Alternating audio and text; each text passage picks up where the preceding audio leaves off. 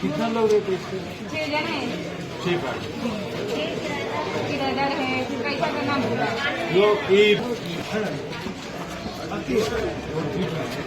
पानी का कितना तकलीफ हो रहा है।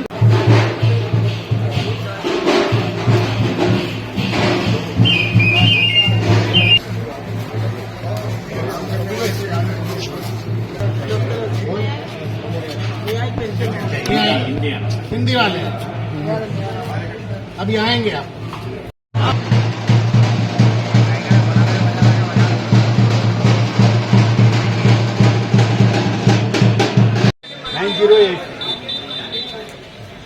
మీరు కొంచెం మాకు సహకరిస్తాను అయినా వాళ్ళు ఉంటారు కదా అలా ఏ ఆటలు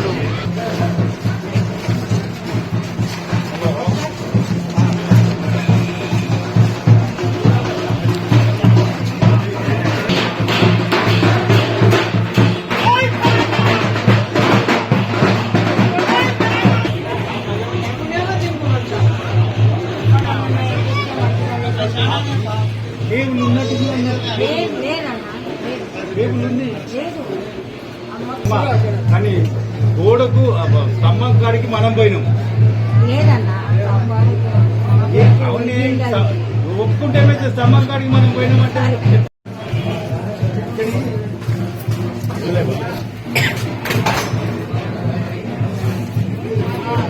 అక్కడ చూడు అక్కడ हाँ ना इधर देखो ना నువ్వు డ్రామా నువ్వు చెప్పవు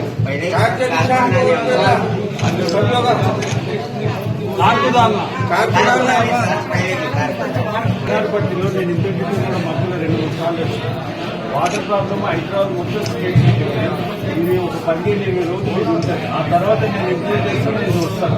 ఆ తర్వాత రోడ్డు కూడా చెప్పి రోడ్ శాంక్షన్ అయి ఉంది. ఎలక్షన్ తర్వాత రోడ్ ఓకేనా. सिकंदराबाद से एमपी टेरेस कार से 13 तारीख आप उनको जरा आप साथ देना है, आपका दुआ भी चाहिए। अपना एमएलए सारे अभी आपका एमएलए सारे कालर वेंकटेश अन्ना आपको कभी भी जरूरत है आपके साथ रहते और साथ निभाते और कभी भी पीछे नहीं रहते आपके काम के लिए और आप लोगों के लिए अपना graveyard thank you so much. Thank you నుండి చెప్పల బజార్ నుండి క్యాన్వాసింగ్ స్టార్ట్ చేశాము. చాలా మంచి రెస్పాన్స్ వచ్చింది. ఎక్కడ పోయినా కారు గుర్తుకే ఓటు వేస్తామని చెప్తున్నారు ప్రజలందరూ. ఖచ్చితంగా పద్మారావు అన్న గ్యారెంటీగా గెలుస్తాం. అందరికి నమస్కారం. నేను మీ builder Praveen, BRS party Amberpet నియోజకవర్గం, సికింద్రాబాద్ పార్లమెంట్. ఈ రోజు మీరు చూస్తున్నట్టయితే మీరు ఇన్ని సంవత్సరాలు కిషన్ రెడ్డి గారికి ఓటు వేయడం జరిగింది. ఆయన ఏనాడైనా మన గల్లీలోకి రావడం మీరు ఎవరైనా చూసారా? సోదరులారా, మీరు ఎవరైనా చూస్తే చేయొద్దండి. మీ అందరికి ఒకటే వినుపమమ్మా, ఆయన మంచి లీడర్ అని చెప్పుకుంటాడు. మనకు మంచి చేసే నాయకుడు కావాలి.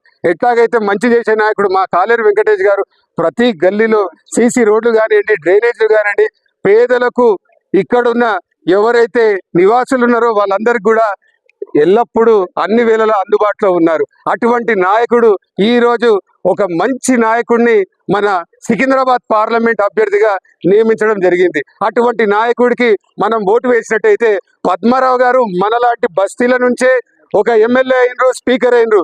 రేపు ఆయనను కనుక గెలిపిస్తే రేపు వచ్చే భావి భారతదేశానికి ఆయన భవిష్యత్తుగా మారతాడు. మీ అందరికీ ఒకటే వినపమమ్మ, మీ యొక్క అమూల్యమైన ఓటు కారు గుర్తుకు ఓటు వేయండి. ఎందుకు అని అంటే మీరు చాలా మంది ఒక కన్ఫ్యూజన్ లో ఉన్నారు. ఏంటంటే కారు గుర్తుకు ఓటేస్తే దేశ ప్రధాని ఎట్లయితారు అని. ఇక్కడ దేశ ప్రధాని గురించి కాదమ్మా, మన స్థానికంగా ఉన్న సమస్యలు ఏవైతున్నాయో దాని గురించి ఆలోచన చేయండి. ఎందుకంటే ఒక ఎంపీ గనక మన నియోజకవర్గం నుంచి ఎంపీగా ఎన్నుకోబడ్డాడు అనుకోండి, మన సమస్యల్ని ఢిల్లీలో మాట్లాడడానికి అవకాశం. ఇక్కడున్న గతంలో ఇప్పుడు ఎందుకంటే మళ్ళీ గెలుస్తాడో లేదో గ్యారంటీ లేని ఒక మాజీ ఎంపీ గారు ఇక్కడ తిరుగుతున్నారు. 5 సంవత్సరాలు ఆయన మనకు కనబడలేదు. కనుమరుగైపోయిన ఒక కేంద్ర మంత్రి ఈ రోజు ఓట్లు అడగడానికి మన గల్లీ బస్సు తిరుగుతున్నాడు. మీరు చెప్పండి సోదరులారా, ఇది ఎంతవరకు సమంజసం? మళ్ళీ అటువంటి నాయకుని కనుక మనం ఓటేసినట్టయితే మన భవిష్యత్తు ఏంటి? మీరు రాబోయే మీ పిల్లల గురించి ఆలోచన చేయండి. రేపు యువకుల గురించి ఆలోచన చేయండి. మహిళల గురించి ఆలోచన చేయండి.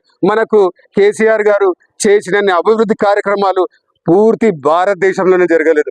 ఎందుకంటే మీరు చూసినట్టయితే ఎన్నో స్కీములు చేసిన గొప్ప నాయకుడు మన కేసీఆర్ గారు. అటువంటి నాయకుడికి మనం అండగా నిలవడం మన నిజంగా చెప్పండి, గట్టిగా ఒకసారినే చెప్పాలి, అటువంటి నాయకునికి మనం అండగా నిలుస్తామా లేదా?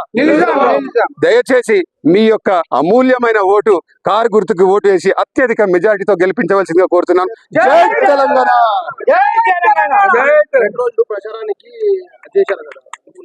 అవునండి. కేసీఆర్ గారిని అదుపుగా అది ఇద్దరు గేమ్ ఆడుతున్నారు, బీజేపీ కాంగ్రెస్. కేసీఆర్ గారు ఎక్కడికి వచ్చినా మంచి ప్రజాదరణ వస్తుంది అన్నట్టు. ఆయన యొక్క ప్రజాదరణ చూసి మన ప్రస్తుత ప్రభుత్వం ఏదైతే కాంగ్రెస్ గవర్నమెంట్ ఉందో, కేంద్ర ప్రభుత్వం ఏదైతే బీజేపీ ప్రభుత్వం ఉందో వాళ్ళు భయపడడం జరుగుతుంది. ఎందుకనంటే హైదరాబాద్ నగరవాసులు అందరూ కూడా కేసీఆర్ గారికి ఓటేసి గెలిపించడం జరిగింది. అటువంటి నాయకుడు మళ్ళీ నియోజకవర్గాల్లో తిరిగితే వారి భవిష్యత్తుకు అడ్రస్ లేకుండా పోతారని ఒకే ఒక భయం చేత, ఆ భయం కారణంగా మమ్మల్ని ఎక్కడ పడితే అక్కడ అడ్డుకోవడం జరుగుతున్నది. మీరు అందుకే చెప్తున్నాను, మీ యొక్క ఓటు మీ ఆయుధం. మీ యొక్క అమూల్యమైన ఓటుని కారు గుర్తుకు ఓటు వేసి అత్యధిక మెజారిటీతో గెలిపించవలసిందిగా మరొక్కసారి ప్రార్థిస్తున్నాను. జై తెలంగాణ.